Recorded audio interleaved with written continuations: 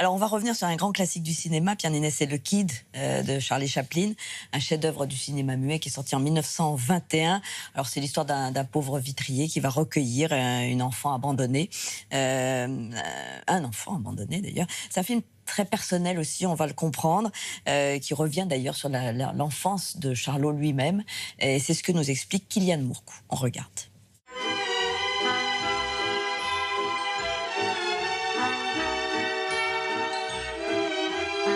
En 1921, Charlie Chaplin est la plus grande star du cinéma mondial. Le Britannique avait créé son personnage de Charlot 7 ans plus tôt et on était déjà à plus de 60 courts-métrages. Fort de ses succès, il décide de se lancer dans le tournage de son premier long-métrage, Le Kid. L'histoire d'un enfant abandonné qui trouve refuge auprès d'un vagabond. Revenons sur ce chef-d'œuvre du cinéma muet. Chaplin était né très pauvre. Il était né à Londres. Sa mère l'avait abandonné, non pas physiquement, mais elle avait perdu la raison. Et donc, il avait eu une enfance absolument misérable.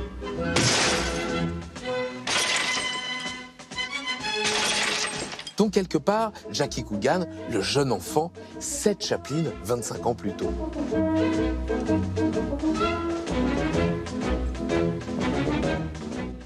En même temps qu'il tournait Le Kid, Chaplin vivait un drame personnel. Il perd son enfant qui vient de naître 3 jours après sa naissance, quelques jours avant le début du tournage. Ça va enchaîner sur le divorce avec Mildred Harris. Enfin bref, c'est un truc assez terrible.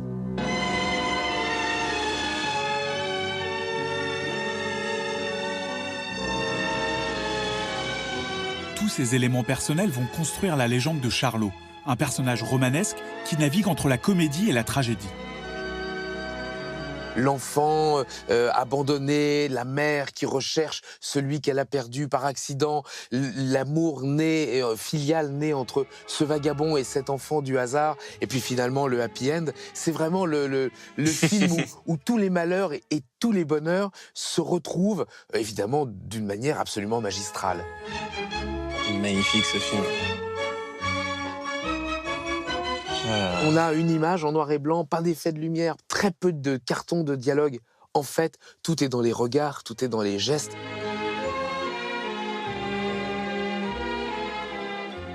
Et quelque part, je crois que c'est ça qui fait l'universalité du Kid, c'est que, contrairement au cinéma moderne, les quelques images que l'on garde du film, les quelques gags et les quelques idées simples, sont des idées tellement authentiques qu'elles ne peuvent que nous toucher directement au cœur.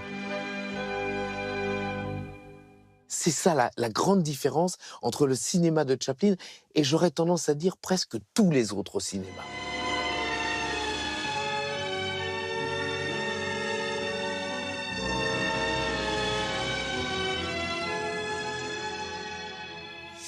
Un cinéma qui est différent de tous les autres, Pierre Niney. Ah, c'est sûr.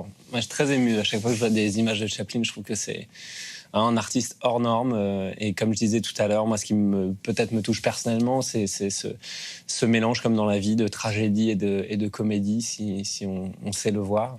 Et lui, il le savait tellement bien le voir et le reproduire, c'est un don incroyable. Moi, je suis bouleversé, moi, par cet artiste. Avec cette sincérité qu'on sent derrière, bon, même si on ne connaît pas forcément l'histoire de Chaplin, on voit, et c'est ce qui fait que ce qu'il dit est universel, d'une certaine façon. Ça nous touche aujourd'hui encore. Ouais, complètement.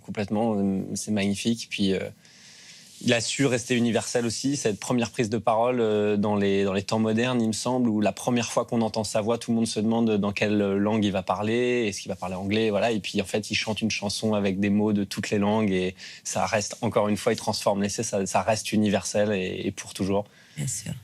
Alors, il a bercé un peu votre enfance, on l'a dit, mais il y en a eu d'autres, bien sûr, Hitchcock, Buster Keaton. Quelles sont vos grandes références au cinéma, par ces grands classiques-là? Il y a évidemment Martin Scorsese pour moi. Bon, je suis vraiment pas le seul, mais voilà. Jacques Audiard en France.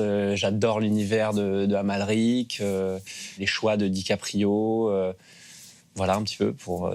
Donc, c'est des gens avec qui vous aimeriez travailler, bien sûr. Évidemment, ouais, évidemment. Avec qui, peut-être, vous avez des projets de films. DiCaprio, un peu moins. Voilà. Mais Amalric, je désespère pas. Ah.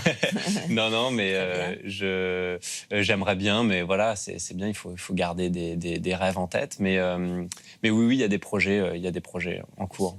et peut-être de réaliser vous-même un film. Oui, voilà, c'est ce que je vous disais tout à l'heure. L'idée, ce sera d'ici 1 an et demi, un film que j'ai écrit depuis déjà 4-5 ans et qui justement parle aussi un peu de ce lien vraiment captivant entre la tragédie et la comédie.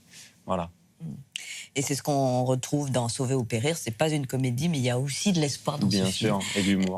Et de l'humour. Film de Frédéric Tellier avec Anaïs de Moustier qui est en salle depuis quelques jours. Merci infiniment, Pierre Ninet, d'être venu nous voir. Vous pouvez revoir cette émission sur notre site France TV, mais aussi demain à 13h. À 20h20, je vous retrouve pour un nouveau numéro d'Entrée libre avec notamment un hommage à Johnny Hallyday, disparu il y a tout juste 1 an.